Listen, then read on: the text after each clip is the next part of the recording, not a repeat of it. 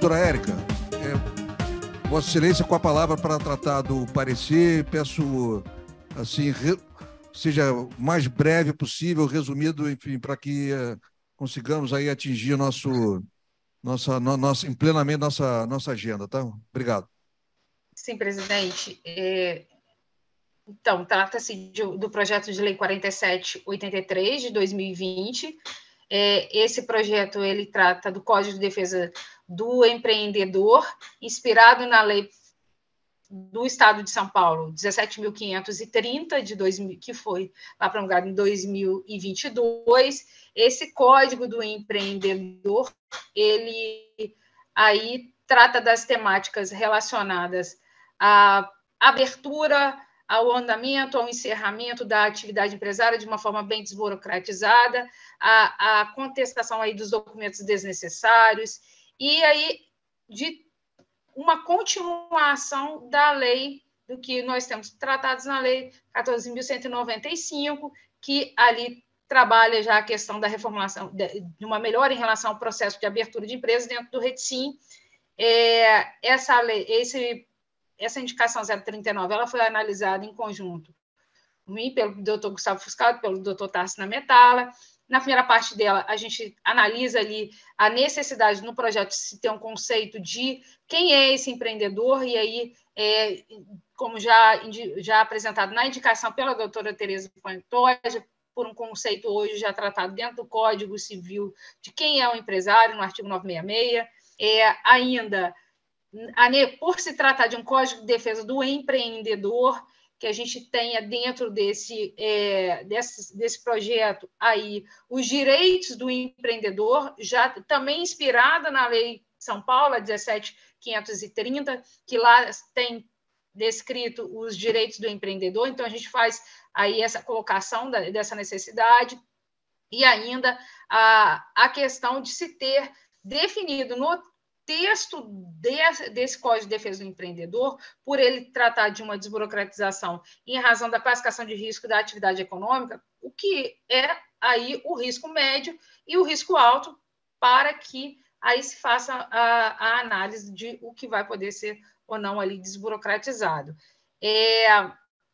Foi feita análise ainda do seu artigo 5º, que traz aí os deveres do Estado, e aí com uma análise bem pormenorizada, feita inclusive pelo doutor Tarcísio Nametala, relacionada aí à parte de se ter a questão da licitação, com aí a lei da concorrência. O doutor Tarcísio fez uma análise comparativa com essas leis, verificou que não haveria ali nenhuma infringência nesse artigo 5º, que trata dos deveres do Estado. E ainda foi feita uma sugestão, e eu gostaria de passar a palavra para o doutor Gustavo, que ele traz aí um pedido, uma sugestão de uma regulação dentro dessa lei específica aí, que eu gostaria que ele fizesse essa apresentação da parte do parecer dele, uma vez que ele pede a inclusão, não a modificação, mas a inclusão de uma regulamentação específica. Se o IAB pudesse abrir o microfone, a gente depois faz o encerramento, eu faço o encerramento. Manuel, por favor. Isso, doutor Gustavo. Abriu. Bom, serei o mais objetivo possível, né? É um instituto já consagrado, enfim, já tem até aplicação e uso pela CVM em alguns campos em relação a criptoativos.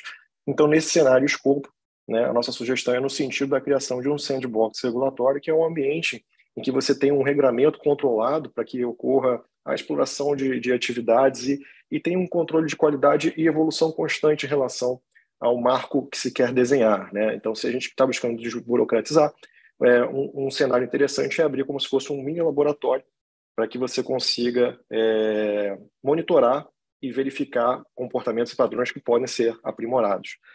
Tem sido consagrado no modelo internacional e aqui no Brasil já tem aplicação e uso. Então, verificamos que no estado de São Paulo também houve um entendimento nesse mesmo sentido, e parece que lá a experiência está funcionando muito bem. Então, o nosso entendimento aqui, encaminhamento, é no mesmo sentido, para que em situações análogas, né, a gente possa dar soluções análogas, né? Seria perfeitamente aplicável aqui o caso, a aplicação de um sandbox regulatório para essa experienciação positiva em relação ao empreendedor. Ok. A conclusão ela é parcialmente favorável, com a recomendação de alteração de alguns dispositivos. Inclusive, sugiro que, caso seja interesse da comissão, e caso aprovado, evidentemente, o parecer, que hoje nós temos aí, né, estamos tentando empreender, já que estamos falando de empreendedorismo aqui, ativar o trabalho da nossa diretoria de aperfeiçoamento legislativo. Se quiserem elaborar uma proposta, né, de adequação da norma, podemos fazer um encaminhamento, enfim, junto com o parecer. Enfim, isso pode ser um desdobramento, né, da discussão de hoje. Alguém queira se manifestar? A indicante quer fazer uso da palavra? Não? Só um comentário de que, efetivamente, a visão que a indicante tinha desse projeto de lei, no sentido de uma total superfluidade, por exemplo, de dizer que as coisas têm que se processar no veso constitucional, porque não há outro veso, não há outra forma de processar lei nenhuma que não seja sob a hegemonia da Constituição e tudo mais. Então, é uma série de disparates, e agora algo nele aproveitável, como foi concluído há certos mínimos pontos aproveitáveis, como foi concluído pelos ilustres membros da comissão. O que ocorre é que, evidentemente, nós somos de um país, né, presidente, em que tem muito legislador, talvez desocupado, entre nós. Por quê? Não tem cabimento em introduzir conceitos novos para situações que já estão altamente reguladas e reiteradamente reguladas em diplomas legais de maior relevância. Por exemplo, o próprio Código Civil, né? Que é um código, é uma coisa. Então, botar em leis esparsas, reiterar, e muitas vezes nem só reiterar, como botar conceitos contraditórios, não deve ser aproveitado. Agora, o que eu ia entender que Vossa Excelência ia sugerir, talvez, acho que me antecipei, achei que Vossa Excelência ia sugerir isso, de ocupar a diretoria de assuntos legislativos da Casa, talvez, se a doutora Érica e os demais membros da Comissão de Direito Empresarial concordarem, talvez pudesse partir da própria Comissão de Direito Empresarial sugestão de redações substitutivas. Não sei se era isso que Vossa Excelência estava pensando em sugerir.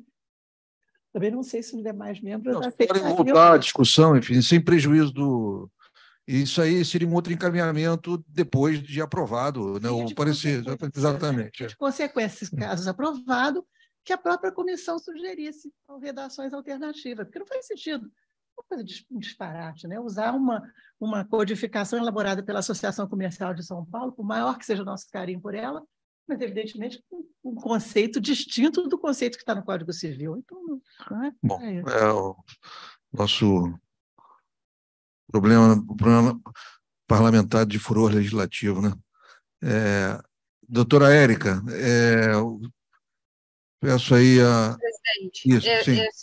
Só para poder aí dar um encaminhamento que Vossa Excelência colocou a respeito da Comissão de Assuntos Legislativos, como o parecer ele foi formulado após a reunião com os presidentes de comissões, e lá naquela reunião Vossa Excelência já tinha colocado essa necessidade da gente indicar no parecer o que iria ser feito. Não é uma obrigação. A gente já fez esse formato.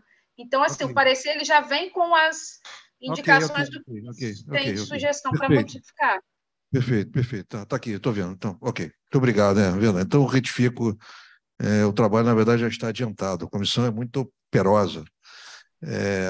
Bom, feitos os devidos esclarecimentos, a conclusão é para, né, que o projeto sofra algumas alterações pontuais. Se não houver objeção, eu dou por aprovado e parabéns aí à comissão pelo trabalho. Muito obrigado.